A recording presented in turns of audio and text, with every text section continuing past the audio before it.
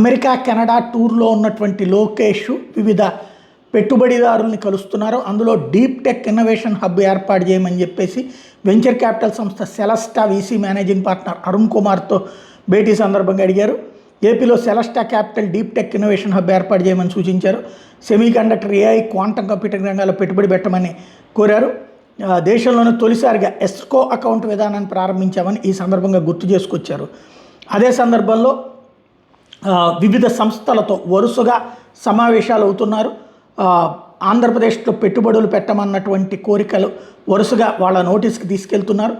అందులో భాగంగా జరుగుతున్నటువంటి యాక్టివిటీస్ అన్నింటినీ కూడా, ఇక్కడ జరుగుతున్నటువంటి డెవలప్మెంటల్ యాక్టివిటీస్ని వాళ్ళకి ఎక్స్ప్లెయిన్ చేస్తూ వచ్చారు.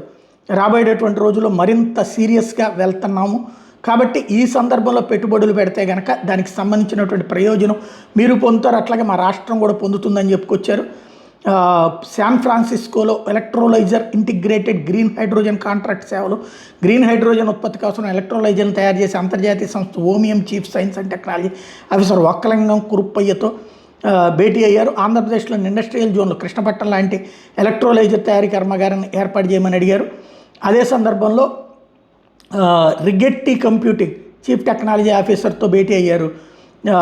క్వాంటమ్ వ్యాలీ త్వరలో ఆవిష్కృతం కాబోతుంది కాబట్టి క్వాంటమ్ కంప్యూటింగ్ పరిశోధన విభాగాన్ని ఏర్పాటు చేసి భాగస్వామ్యం వహించమని కోరారు.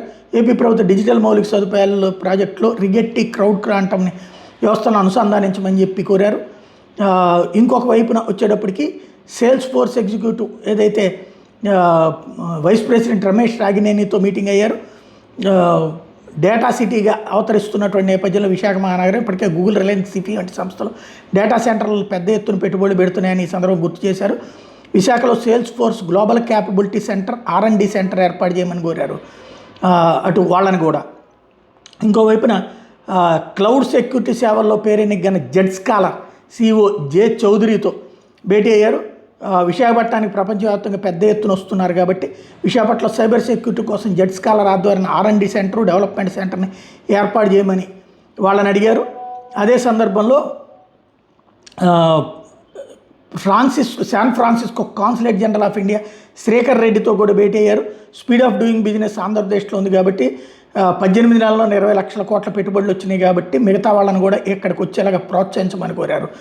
మరోవైపున entertainment, software, 3D design, engineering రంగాల్లో పేరెన్నికైన ఆటోడెస్క్ సంస్థ chief technologist Dev Patel, senior director అల్లినన్ రోజ్తో భేటీ అయ్యారు. ఇక్కడ దాదాపుగా 65,000 కోట్లకు పైగా వ్యయంతో రాజధాని నిర్మాణం జరుగుతున్నటువంటి వేళ ఎంటర్టైన్మెంట్ సిటీలో భాగస్వామ్యం గమనమని కోరారు. ఇలా వరుసపెట్టి ఒక్కొక్క సంస్థతో భేటీలు అవుతా వచ్చారు. ఓప్స్ ర్యాంప్ CEO వర్మ కోనపనేనితో కూడా భేటీ అయ్యారు. అక్కడ స్కేలబుల్ సాస్ మోడల్స్ ద్వారా ఐటీ కార్యకలాపాలు నిర్వహణతో పాటు ఏపీలో SMEలు, స్టార్టప్లు ప్రారంభించమని చెప్పి వాళ్ళని అడిగారు.